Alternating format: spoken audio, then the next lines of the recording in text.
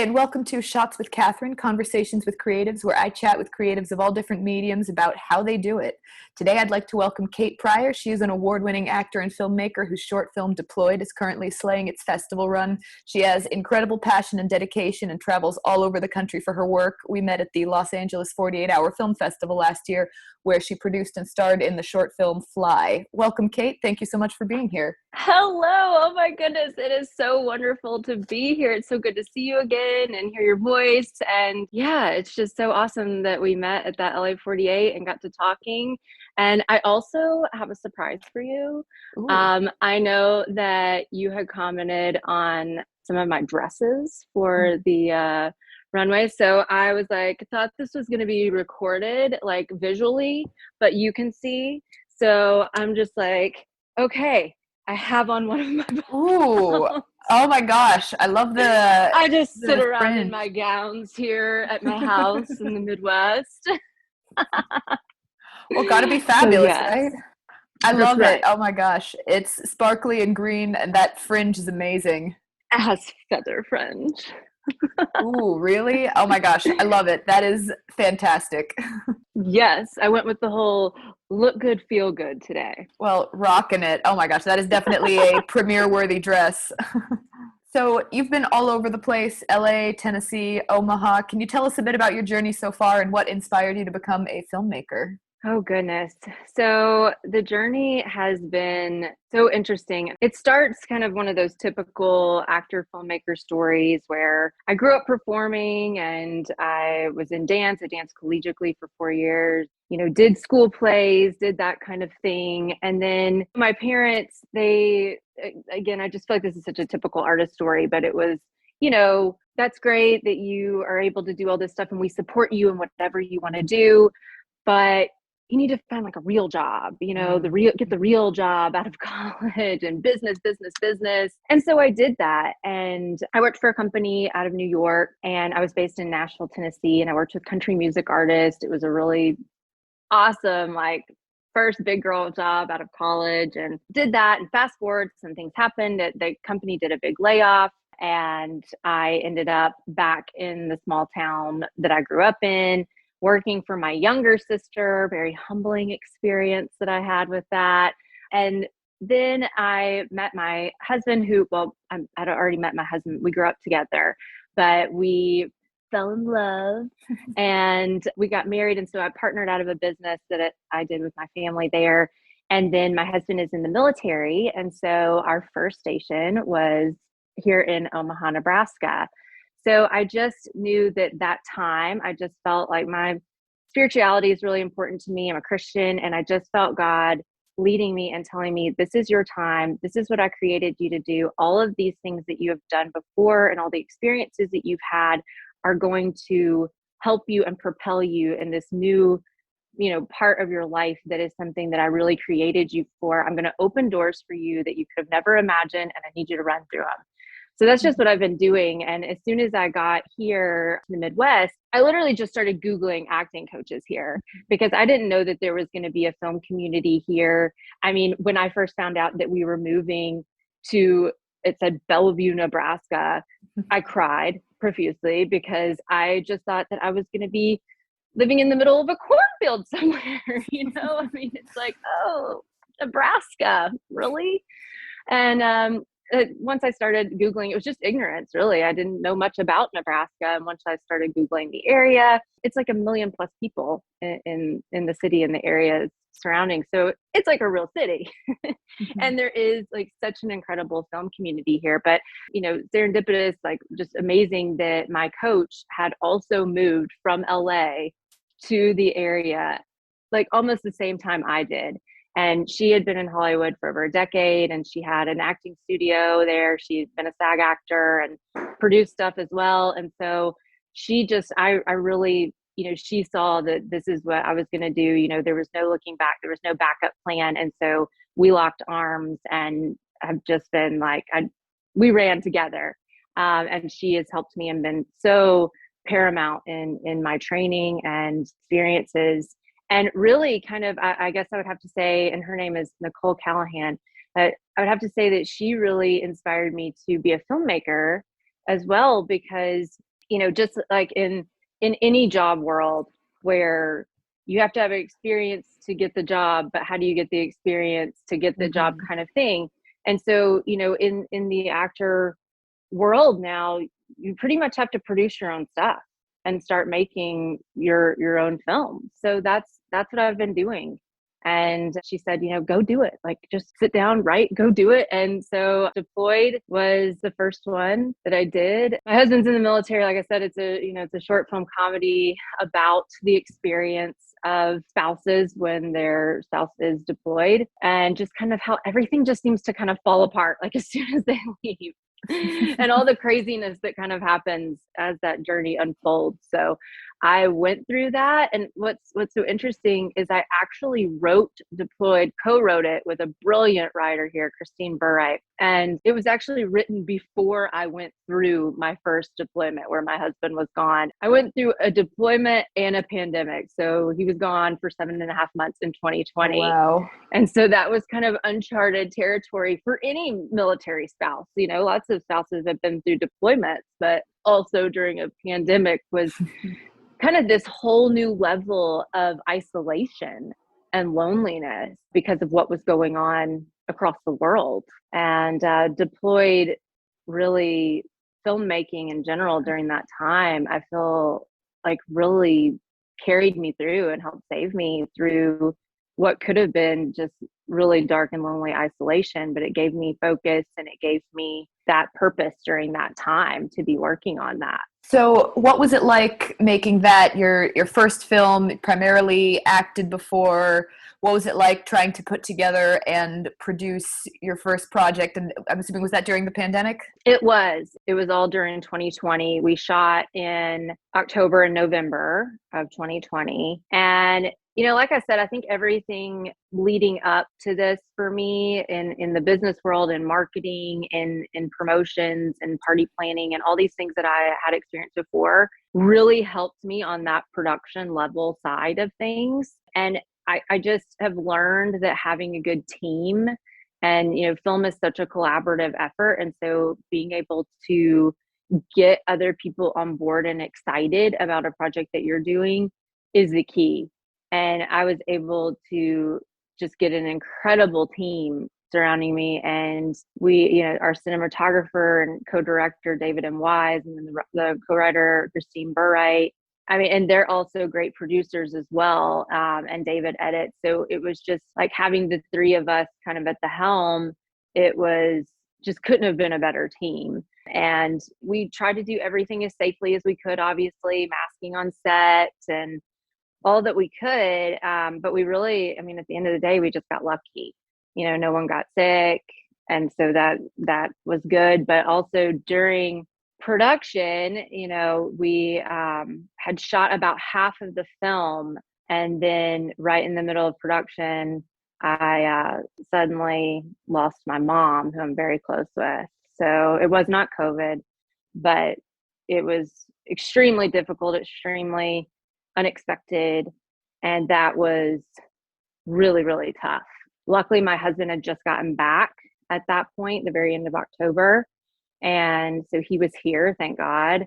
And we made the trip back to Tennessee. We drove and, just all of these things that you don't ever, when things are sudden like that and things weren't planned or, nothing, it can be kind of a nightmare, really. And I, spoke, I'm like trying to write this speech about my mom for her funeral, all of that's just really tough, life stuff. Right.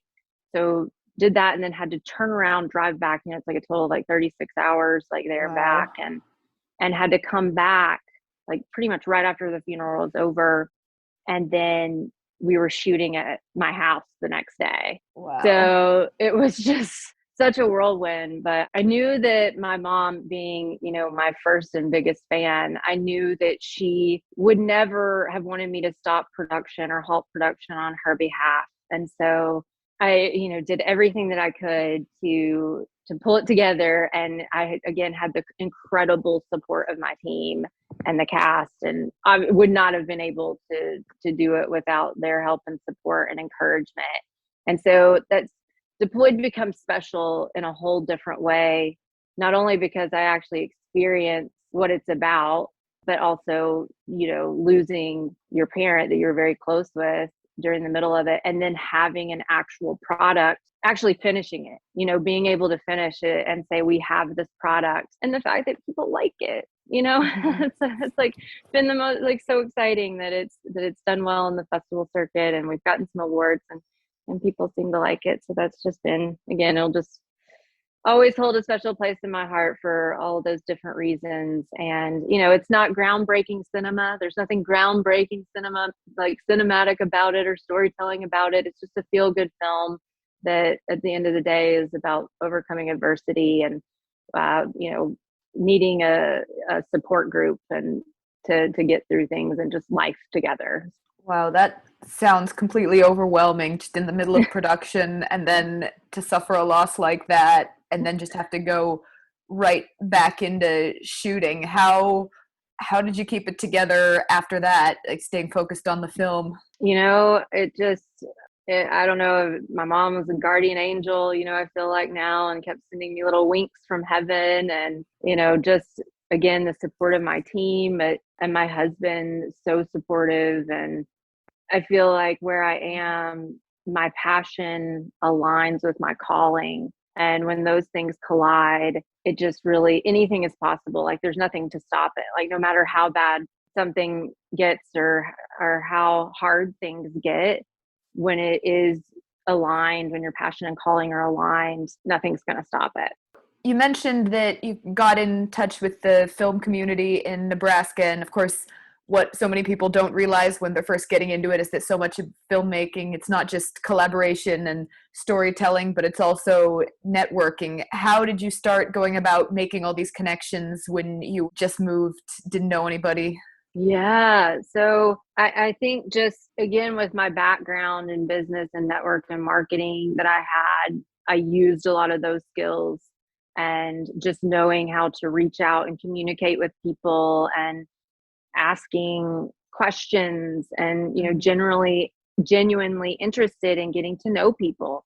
I think that's really the first step is, hey, like, I'm interested in you, not just what you can do for me, or how can I Mhm. get connected. It's just more about loving on people, and having a genuine interest and care for other people and creatives and people that, that you have a common interest with, but, finding out more about what else do you have in common. And so I reached out to people. We have a Nebraska Film Association here, and so I joined that and went to the meetings, and that was super helpful in just really getting connected. And, Nebraska, the Midwest here, is so much like the South as far as just hospitality, and everyone's so friendly, and just, they have really just been very welcoming to me and with open arms. And I also, at one of the first meetings I went to, they were talking about the Omaha 48-hour film festival. And so that was my first experience with one of those. And I just said, I'm available, I'm available to act. And they ended up calling me late that Friday night after they drew. They needed me. And so that's how I met a lot of the creatives that I work with now, was just from that. So it's all about just jumping in, finding out what's available in your film community and your local community, and going all in with it, just making yourself available, and again, trying to get to know the other creatives in your area and connect with them on a genuine level. So you've done a couple of 48-hour film festivals. For anybody out there Mm-hmm. who's not familiar with those or what it's like, can you talk a little bit about what it's like working on a 48-hour film? Woo! It is a 48 whirlwind. It is a lot of no sleeping and a lot of what seems to be chaos. But it's also really beautiful and fun all at the same time, because, something about it, it's just such a vacuum. It's a vacuum of creatives. For people who don't know, you draw these elements on, like, a Friday night. You have to draw your line of dialogue, your genre, a character, and a prop. And you have to write, cast, shoot, edit, compose everything in 48 hours. So you have like Friday at 7 to Sunday at 7. I think it's so neat, and it's such a great way to connect and network with other creatives, because you are in this like vacuum, and everyone is just contributing what they're good at, and then you have this product in 48 hours, which to me is always a little miracle. Because anyone that's ever made a film, and all the time and work and things that go into it, it always just kind of blows my mind that these films get made in 48 hours. Oh yeah, it's crazy and definitely lacking sleep. I mean, I've worked on so Yeah, many films where they never make it through post production, so it's kind of amazing to have just this little chunk of time and you have to finish the whole thing. I know. And you all did, yours was called Close Friends, is that right? Old Or friends. Old Friends. That's right. I remember, and it had like the Reaper, the Oh Reaper yeah. character. The Grim Reaper and the old Yes, lady. yes. It was so funny. I Thank loved you. it.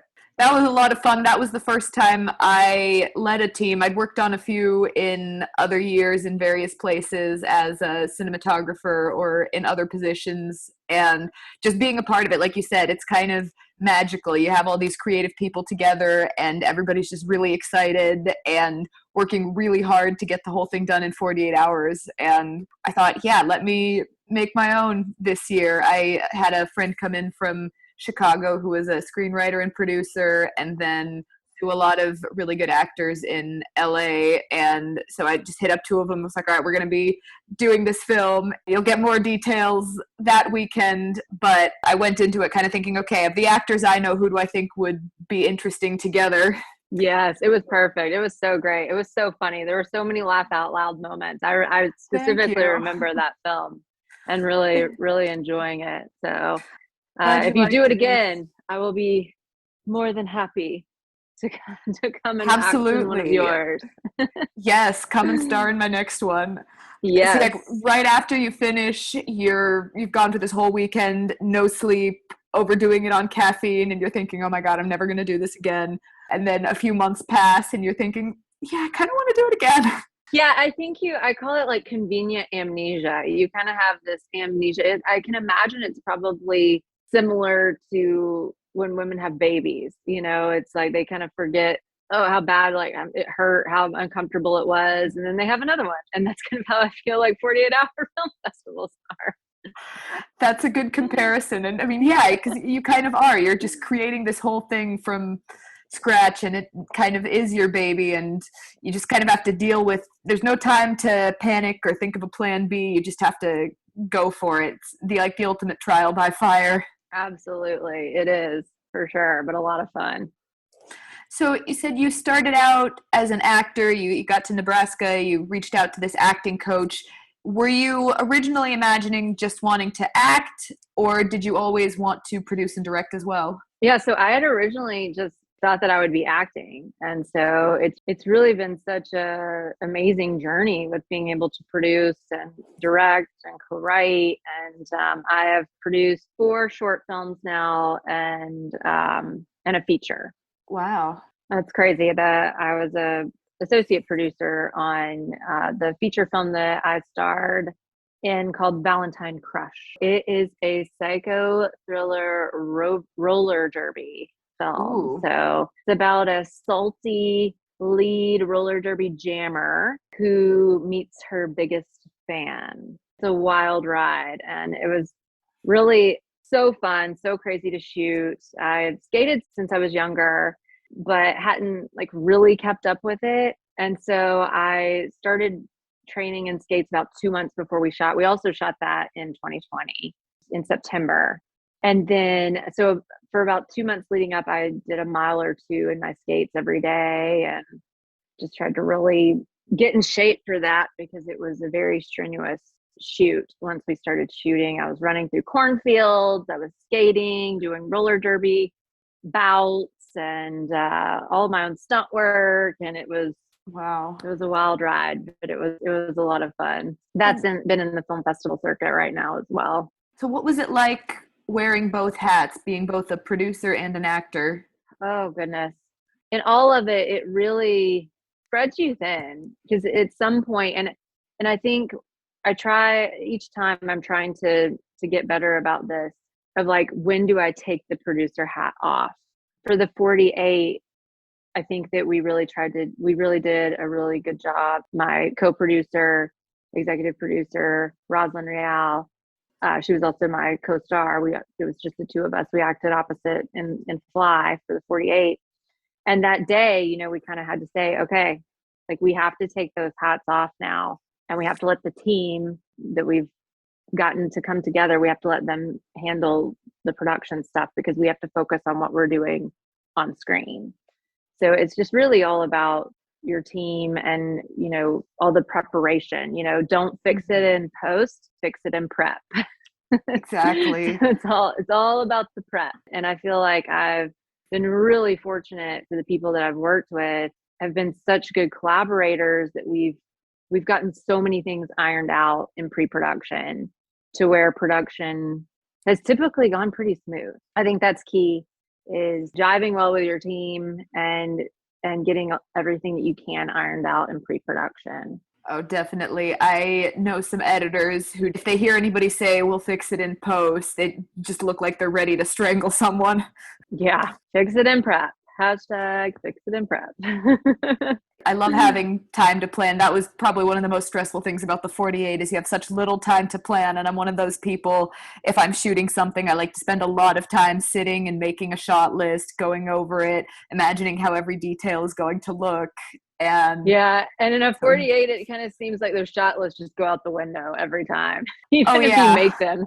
But I mean, I say, it kind of always happens. You always end up on set, and then there's always something unexpected happens, or you, for whatever reason, you can't get the shot you want.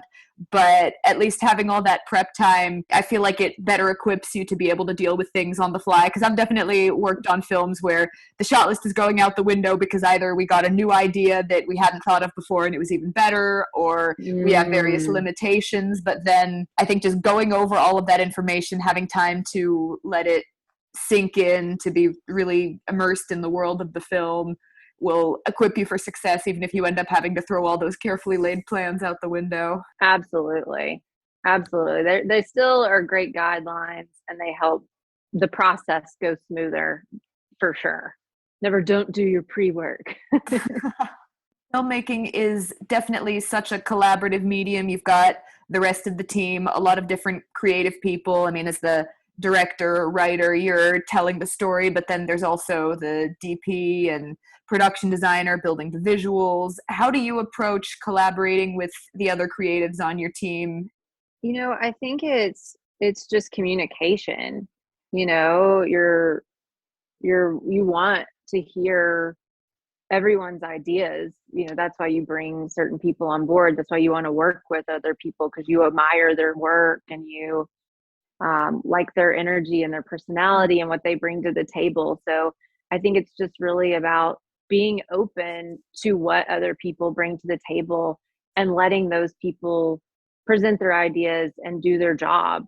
And if there's something where you might see something differently, or had something in mind different, I just think communicating what you see. And a lot of times when that's happened with other creatives that I've worked with, if my vision was a little bit different than what they're setting up for or thinking, we just kind of sit down and talk about it. And then once I'm able to get what I had really visualized out that might be different, then they're like, oh yeah, I really like that. I see that, and then it's just more of that collaborative compromise, collaboration, and everyone's able to make the whole thing better overall just by contributing and getting their ideas out and making it all come to life. Because that's, again, it's not just one person that makes anything in film.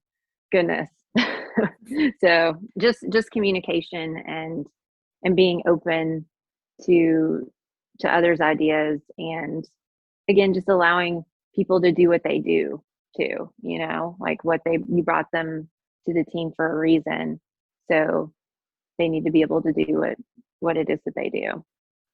Oh yeah, it takes a village. Yep, for sure. So, what was it like going from being an actor to being a director? Was it intuitive, having been an actor, or was it different than you expected? I think that as actors, in our training, we're constantly, and now everything is self-tape.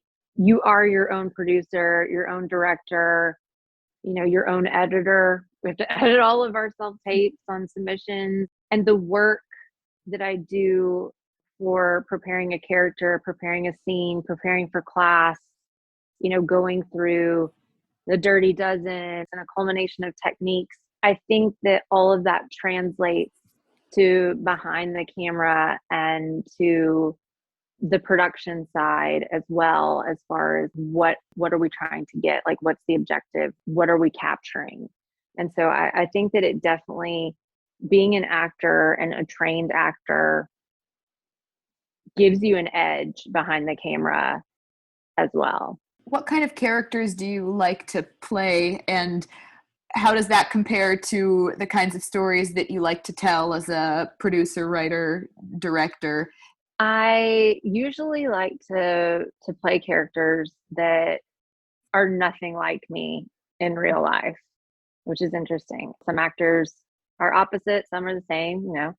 Overall, I just really like to create and be a part of visually beautiful films that really validate the struggle of real life, and they just provide a relatable experience. It's like everything I do, whether if I'm acting and on this, side of the camera versus behind the camera, everything that I do and I'm a part of, I want it to make you feel something. Mm-hmm. And whether that's, good, bad, I want you to feel something and be able to relate to it in some way. On that note, as a director and producer, how do you go about building the visual world of the film? Do you usually go into things with a clear idea of how you want it to look, or you brainstorm with the DP? What's that process like for you? So I really like to sit down with the DP and be able to talk about what I want as far as how the aesthetics are going to look. Like, do I want it to be very cinematic versus, do I want something that has a little bit broader of a view that's not so dramatic and dialed in? It also depends on, what you're shooting. If you're shooting comedy, if you're shooting drama, if you're shooting horror, action, thriller. And so I really want to get just that whole, like, what do I see? What kind of shots? Where do I want the camera? What do they see? The last film that I shot, which is just got entered into the film festival. It's called Under the Willow Tree. So it's going to be another short. It's about domestic violence and kind of like what that struggle looks like when you don't deal with that trauma and how it continues to fester. So anyway, before we shot that, the DP and I, we had probably like a 3-hour meeting where we went through every single bit of the script and we marked shots. Like, he would go stand somewhere and say, okay, so if this person's here, and like put me there, and be like, we just visualize the whole thing. Unfortunately, abuse and domestic violence are things that people are experiencing every day. And the writer who wrote the story, Jeremy Lavash, is a local director and writer here in Omaha. And so I can't speak to why he wrote the story the way he did, but I know that once I read it, I wanted to tell it because, I'm passionate about telling these struggles of real people in everyday life. And then what's your process like when you're writing? Do ideas tend to just come to you? Do you sit and think of them? Uh, do you do anything fun while you write? I know some people who listen to music or go for walks and take notes. For Deployed, it was, I had this idea. I knew what I wanted to do. And I met with my co-writer, who's a brilliant screenwriter. And we sat down and we would meet at coffee shops and we would both bring our notebooks and laptops and we would just kind of map out how we saw these scenes, and then she would write some dialogue, and then I would come back to my place and I would type out dialogue, and we send it to each other, and we're like, yes. Or she'd be like, oh, well, let's do a little tweak here. And so that was just like such a fun collaborative process. She saw my vision in a way that was just really kind of mind blowing. And when she would go and put words on page, and after what we had talked about, then, I was blown away. I was like, that's exactly, yes, like that. And then I would write some, and she'd be like, oh, that's a really great scene to add. Taking the time to sit down and actually do it and commit to it. And when I'm not feeling inspired, I mean, there's a lot of things that inspire me. My husband really inspires me. So he's an airman and a military physician, and just, he really inspires me. And then art really inspires me. Like, I got this piece of art that was done by an artist in Sioux Falls. It took her 5 years to do. It has like seashells in it and so many different layers. But it's like, I will sit in front of this and try to untangle it. And then music too. Music inspires me as well. My Bible inspires me. My stories from that. So I will go to those resources to kind of get recharged if I need it when it comes to writing again, because all of it is just trying to create the human and show the human experience. So the more you actually experience human interactions with others, and art and music and all of those wonderful things, I feel like you're able to share and tell stories better. On one of the websites of yours, I saw this great quote. You said, acting and filmmaking are my full-time career. There is no backup plan. This is what I was created to do. I'm here for the marathon, not just the sprint. And I love that. Getting into a creative field can be such a challenge, lots of competition, hurdles to overcome, and it takes so much passion and drive to be successful, and can be difficult to get to that mindset, that confidence, that belief in yourself. What helped to inform and create that mindset for you? And what advice would you give to people who are maybe trying to find that, who are feeling discouraged in their journeys?